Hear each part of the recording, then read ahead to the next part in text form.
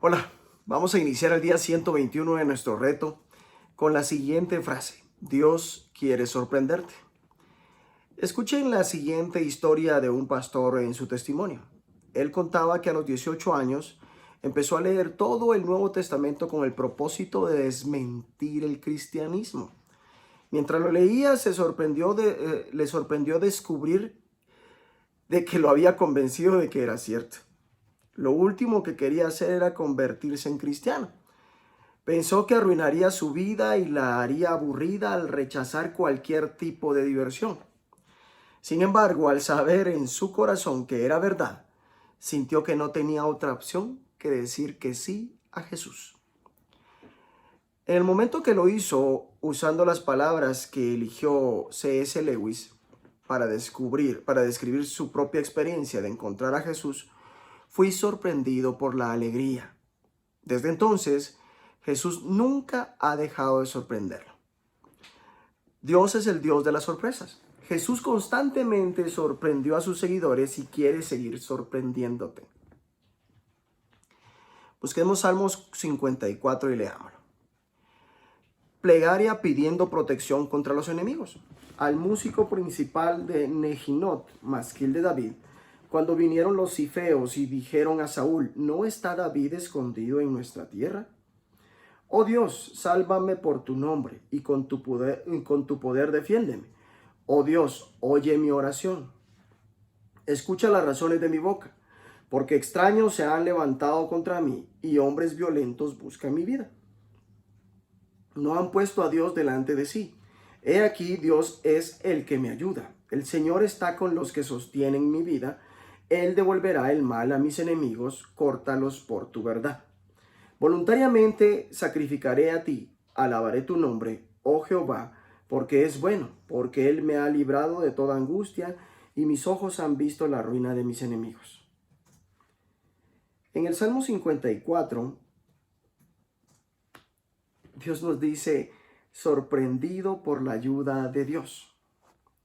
Siempre es sorprendente cuando nos atacan personas que no conocemos, incluso si los ataques son justificados o parcialmente justificados. David dice: gente extraña me ataca. Recuerdo lo sorprendido que estaba la primera vez que leí algo acerca de algún conocido o acerca de mi líder espiritual o de mi pastor o acerca de alguien, cuando decían cosas atacándolo. Los ataques sorpresa pueden venir de vecinos, compañeros de trabajo u otras fuentes. Lo que he encontrado aún más sorprendente es cómo Dios interviene para ayudarnos. Oh, mira, Dios está aquí mismo ayudando. Dios es quien me ayuda. Él me sostiene y me ha liberado de todas mis angustias. Al mirar atrás reflexionando sobre mi propia experiencia, me doy cuenta de que la liberación no siempre ha sido instantánea. A veces ha llevado meses o incluso años. Sin embargo, me desafía la respuesta de David. En medio de los ataques, él dice: te presentaré una ofrenda voluntaria y alabaré, Señor, tu buen nombre. El sentido de una ofrenda voluntaria era que no había ninguna condición puesta para el sacrificio. David no dijo que ofrecería un sacrificio solamente si Dios lo rescataba. Escuchen esto, a veces eso hacemos nosotros. Si haces tal cosa, yo te ofrezco tal otra. Independientemente del resultado del ataque, alabó al Señor por su bondad. Si estás enfrentando un ataque ahora mismo, deposita tu confianza en Dios. Cree en que Él quiere ayudarte y alábalo de antemano. Busquemos Juan capítulo 2 y leamos las bodas de Caná. Al tercer día se hicieron unas bodas en Caná de Galilea y estaba allí la madre de Jesús. Y fueron también invitados a las bodas Jesús y sus discípulos. Y faltando el vino, la madre de Jesús le dijo: no tiene vino.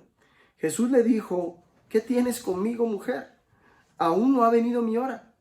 Su madre dijo a los que servían: haced todo lo que os dijere. y estaban allí 6 tinajas de piedra para agua, conforme al rito de la purificación de los judíos, en cada una de las cuales cabían 2 o 3 cántaros. Jesús les dijo: llenad estas tinajas de agua, y las llenaron hasta arriba. Entonces les dijo: sacad ahora y llevadlo al maestresala. Y se lo llevaron. Cuando el maestresala probó el agua hecha vino, sin saber él de dónde era, aunque lo sabían los sirvientes que habían sacado el agua, llamó al esposo y le dijo: todo hombre sirve primero el buen vino, y cuando ya han bebido mucho, entonces el inferior. Mas tú has reservado el buen vino hasta ahora. Este principio de señales hizo Jesús en Caná de Galilea, y manifestó su gloria, y sus discípulos creyeron en él. Después de esto descendieron a Capernaum, él, su madre, sus hermanos y sus discípulos, y estuvieron allí no muchos días. Jesús purifica el templo. Estaba cerca la Pascua de los judíos, y subió Jesús a Jerusalén, y halló en el templo a los que vendían bueyes, ovejas y palomas, y a los cambistas allí sentados. Y haciendo un azote de cuerdas, echó fuera del templo a todos, y las ovejas y los bueyes, y esparció las monedas de los cambistas, y volcó las mesas, y dijo a los que vendían palomas: quitad de aquí esto, y no hagáis de la casa de mi padre casa de mercado. Entonces se acordaron sus discípulos que está escrito: el celo de tu casa me consume. Y los judíos respondieron y le dijeron: ¿qué señal nos muestras ya que haces esto?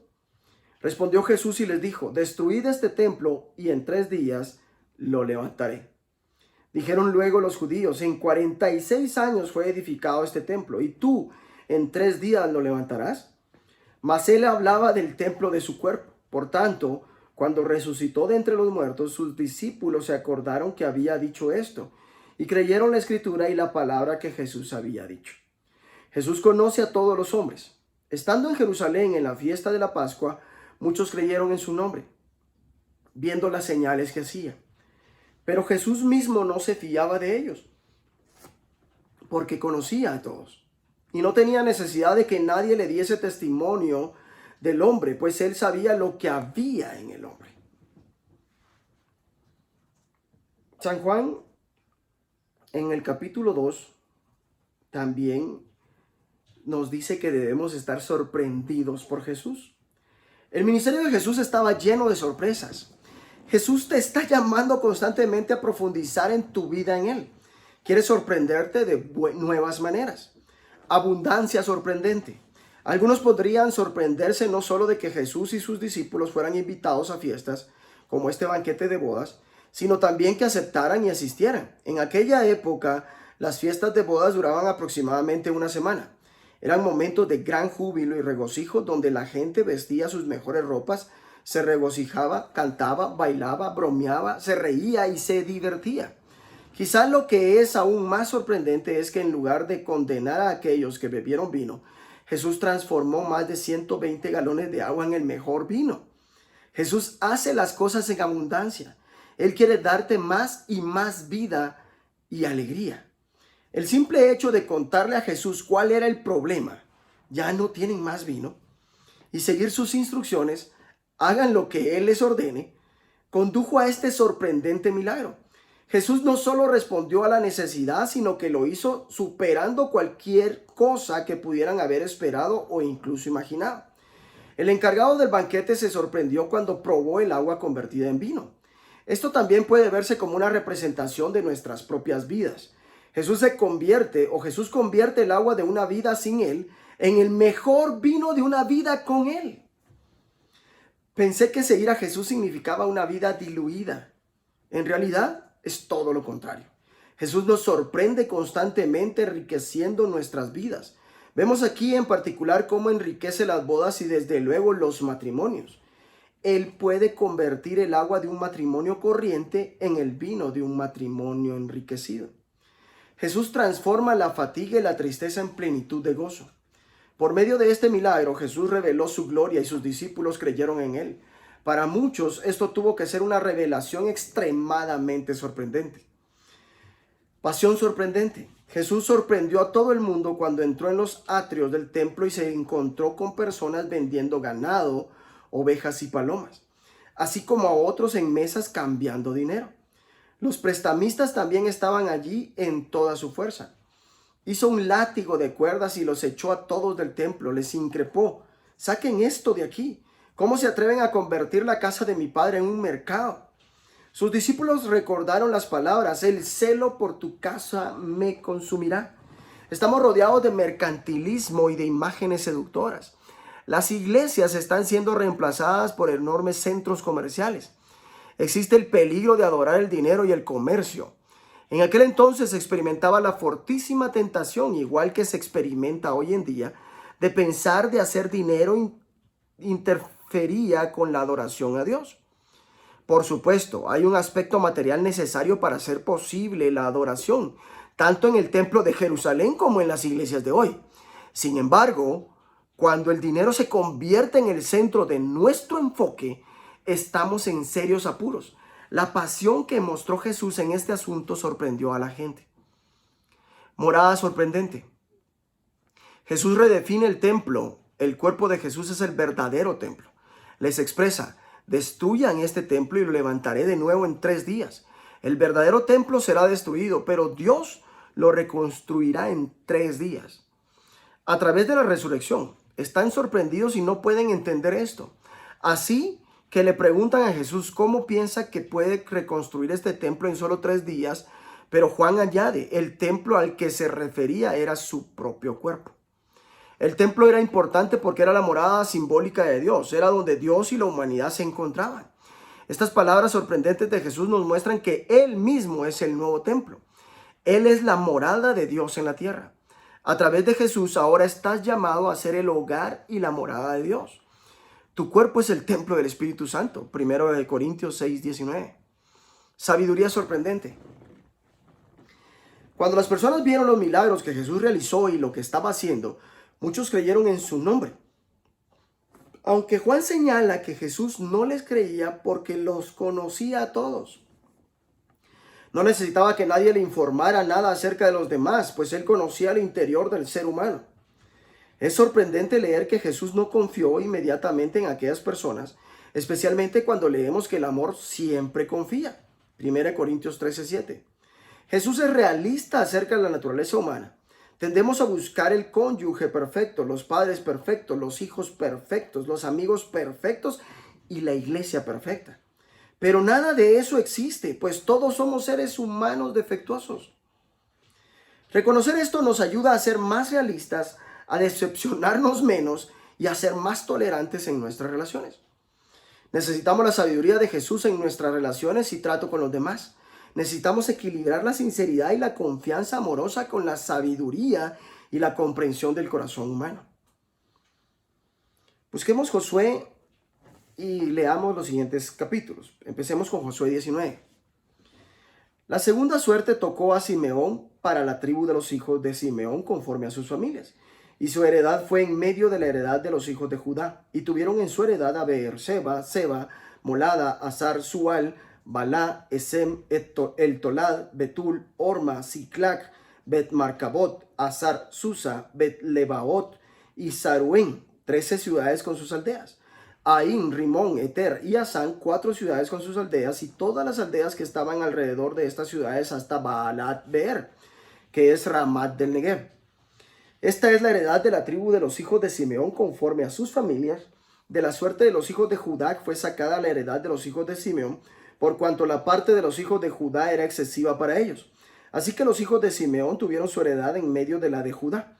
La tercera suerte tocó a los hijos de Zabulón conforme a sus familias, y el territorio de su heredad fue hasta Sarid, y su límite sube hacia el occidente a Marala, y llega hasta Dabeset, y de allí hasta el arroyo que está delante de Jocneam, y gira de Sarid hacia el oriente, hacia donde nace el sol, hasta el límite de Kislot Tabor, sale a Daberat y sube a Jafía, pasando de allí hacia el lado oriental a Gat et Efer y a Itacacín. Sale a Rimón rodeando a Nea, luego al norte el límite gira hacia Anatón, viniendo a salir al valle de Jepte-El, y abarca Catat Naalal, Simrón, Idala y Belén, 12 ciudades con sus aldeas. Esta es la heredad de los hijos de Zabulón conforme a sus familias, estas ciudades con sus aldeas. La cuarta suerte correspondió a Isaacar, a los hijos de Isaacar conforme a sus familias, y fue su territorio Jezreel, Kesulot, Sunem, Afaraim, Sion, Anaharat, Rabit, Kisión, Abes, Remet, Enganim, en Ada y Bet Pases. Y llega a este límite hasta Tabor, Saasima y Bet Semes, y termina en el Jordán 16 ciudades con sus aldeas. Esta es la heredad de la tribu de los hijos de Isaacar conforme a sus familias, estas ciudades con sus aldeas. La quinta suerte correspondió a la tribu de los hijos de Aser conforme a sus familias, y su territorio abarcó Elcat, Ali, Betén, Aksab, Alamelec, Amad y Misae y Miseal, y llega hasta Carmelo al occidente y a Sior-Livnat, después de vuelta hacia el oriente a Bet-Dagón, y llega a Zabulón, al valle de Jepteel, al norte a Bet-Emek y a Neiel, y sale a Kabul al norte y abarca a Hebrón, Rehobot, Amón y Caná, hasta la gran Sidón. De allí este límite tuerce hacia Ramá y hasta la ciudad fortificada de Tiro y gira hacia Osa y sale al mar desde el territorio de Aksib. Abarca también Uma, Afec y Rehob, 22 ciudades con sus aldeas. Esta es la heredad de las tribus de los hijos de Aser conforme a sus familias, estas ciudades con sus aldeas. La sexta suerte correspondió a los hijos de Neftalí conforme a sus familias y abarcó su territorio desde Elef, Alon, Saananín, Adam y Neseb y Jabneel hasta Lacum y sale al Jordán. Y giraba el límite hacia el occidente a Asnot Tabor y de allí pasaba a Ucoc y llegaba hasta Zabulón al sur y al occidente confinaba con Aser y con Judá por el Jordán, hacia donde nace el sol, y las ciudades fortificadas son Sidim, Ser, Amat, Racat, Cineret, Adama, Ramaa, Azor, Sedes, Edrei, en Azor, Irón, Migdal, El, Orem, Bet-Anat y Bet-Semes, 19 ciudades con sus aldeas. Esta es la heredad de la tribu de los hijos de Neftalí conforme a sus familias, estas ciudades con sus aldeas. La séptima suerte correspondió a la tribu de los hijos de Dan conforme a sus familias, y fue el territorio de su heredad Sora, Estaol, Irsemes, Saalabín, Ajalón, Jetla, Elón, Timnat, Ecrón, Elteque, Gibetón, Baalat, Jeud, René-Berak, Gat-Rimón, Mejarcón y Racón, con el territorio que está delante de Jope, y les faltó territorio a los hijos de Dan, y subieron los hijos de Dan y combatieron a Lesem. Y tomándola la hirieron a filo de espada, y tomaron posesión de ella y habitaron en ella. Y llamaron a Lesem Dan del nombre de Dan su padre. Esta es la heredad de la tribu de los hijos de Dan conforme a sus familias, estas ciudades con sus aldeas.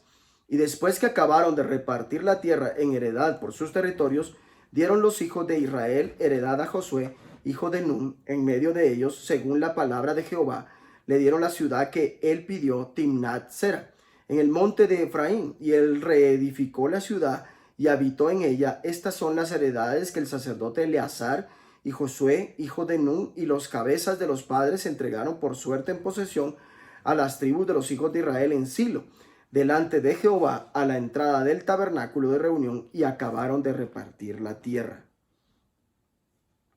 Josué 20. Josué señala ciudades de refugio. Habló Jehová a Josué diciendo: habla a los hijos de Israel y dile: señalado las ciudades de refugio, de las cuales yo os hablé por medio de Moisés, para que se acoja allí el homicida que matare a alguno por accidente y no a sabiendas, y os servirán de refugio contra el vengador de la sangre. Y el que se acogiere a alguna de aquellas ciudades se presentará a la puerta de la ciudad y expondrá sus razones en oídos de los ancianos de aquella ciudad. Y ellos le recibirán consigo dentro de la ciudad y le darán lugar para que habite con ellos. Si el vengador de la sangre le siguiere, no entregarán en su mano al homicida, por cuanto hirió a su prójimo por accidente y no tuvo con él ninguna enemistad antes. Y quedará en aquella ciudad hasta que comparezca en juicio delante de la congregación, y hasta la muerte del que fuere sumo sacerdote en aquel tiempo. Entonces el homicida podrá volver a su ciudad y a su casa y a la ciudad de donde huyó. Entonces señalaron a Sedes en Galilea, en el monte de Neftalí, Siquem en el monte de Efraín, y Kiriat Arba, que es Hebrón, en el monte de Judá. Y al otro lado del Jordán, al oriente de Jericó, señalaron a Becer en el desierto, en la llanura de la tribu de Rubén, Ramot en Galaad de la tribu de Gad, y Golán en Basán de la tribu de Manasés. Estas fueron las ciudades señaladas para todos los hijos de Israel y para el extranjero que morase entre ellos, para que se acogiese a ellas cualquiera que hiriese a alguno por accidente, a fin de que no muriese por mano del vengador de la sangre hasta que compareciese delante de la congregación. Josué 21, versículos 1 al 19. Los jefes de los padres de los levitas vinieron al sacerdote Eleazar, a Josué, hijo de Nun, y a los cabezas de los padres de las tribus de los hijos de Israel, y les hablaron en Silo, en la tierra de Canaán, diciendo: Jehová mandó por medio de Moisés que nos fuesen dadas ciudades donde habitar, con sus ejidos para nuestros ganados. Entonces los hijos de Israel dieron de su propia herencia a los levitas, conforme al mandato de Jehová, estas ciudades con sus ejidos. Y la suerte cayó sobre las familias de los coatitas, y los hijos de Aarón, el sacerdote, que eran de los levitas, obtuvieron por suerte de la tribu de Judá, de la tribu de Simeón y de la tribu de Benjamín 13 ciudades. Y los otros hijos de Coat obtuvieron por suerte 10 ciudades de las familias de la tribu de Efraín, de la tribu de Dan y de la media tribu de Manasés. Los hijos de Gersón obtuvieron por suerte de las familias de la tribu de Isaacar, de la tribu de Aser, de la tribu de Neftalí y de la media tribu de Manasés en Basán 13 ciudades. Los hijos de Merari, según sus familias, obtuvieron de la tribu de Rubén, de la tribu de Gad y de la tribu de Zabulón 12 ciudades. Dieron pues los hijos de Israel a los levitas estas ciudades con sus ejidos por suertes, como había mandado Jehová por conducto de Moisés. De la tribu de los hijos de Judá y de la tribu de los hijos de Simeón dieron estas ciudades que fueron nombradas, las cuales obtuvieron los hijos de Aarón, de las familias de Coat, de los hijos de Leví, porque para ellos fue la suerte en primer lugar. Les dieron Kiriat Arba del padre de Anac, la cual es Hebrón, en el monte de Judá, con sus ejidos en sus contornos, mas el campo de la ciudad y sus aldeas dieron a Caleb, hijo de Jefone, por posesión suya. Y a los hijos del sacerdote Aarón dieron Hebrón con sus ejidos como ciudad de refugio para los homicidas. Además Libna con sus ejidos, Jatir con sus ejidos, Estemoa con sus ejidos, Olón con sus ejidos, Debir con sus ejidos, Aín con sus ejidos, Juta con sus ejidos y Bet-Semes con sus ejidos. 9 ciudades de estas dos tribus, y de la tribu de Benjamín, Gabaón con sus ejidos, Geba con sus ejidos, Anatot con sus ejidos, Almón con sus ejidos, 4 ciudades. Todas las ciudades de los sacerdotes, hijos de Aarón, son 13 con sus ejidos. Estos capítulos de Josué 19, 20 y los versículos primeros de Josué 21 hablan acerca de estar sorprendido por la humanidad. Cuando mi esposa y yo hemos hecho uno que otro viaje, nos sorprende mucho lo que las personas hacen. En una ocasión, un amigo me contaba acerca de las prisiones y que él visitaba prisiones. En algunos países el sistema de justicia parece ser relativamente humano. En otros las condiciones penitenciarias y las penas impuestas parecen crueles. Muchas veces nos sentimos sorprendidos e incluso impactados por algunas leyes del Antiguo Testamento. Los israelitas también tuvieron que quedar boquiabiertos, aunque de una manera diferente, pues aquellas leyes eran sorprendentemente humanas, comparadas con las normas de la época. Si surgía una situación en la que parecía ser un homicidio accidental, una persona podía ser admitida en una ciudad de refugio. Posteriormente, podía quedarse allí mismo después del juicio si el vengador no podía demostrar que había sido un asesinato. La ciudad tenía el deber de protegerlo hasta que llegara el momento de regresarlo a su lugar de origen. Josué 20. Estas leyes preservaban la inviolabilidad de la vida humana. Toda vida humana tiene un valor infinito para Dios. Quitarle la vida a una persona, incluso accidentalmente, es un asunto muy grave. Por otra parte, estas leyes tienen un aspecto humano que protege a la persona que ha matado accidentalmente. Probablemente esta humanidad tuvo que sorprender a la gente de aquella época.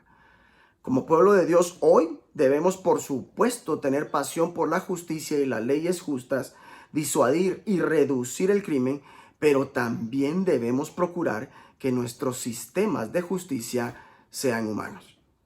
Señor, ayúdame en mi propia vida y también en la sociedad a trabajar por leyes justas y humanas. Gracias por tu amor, compasión y misericordia.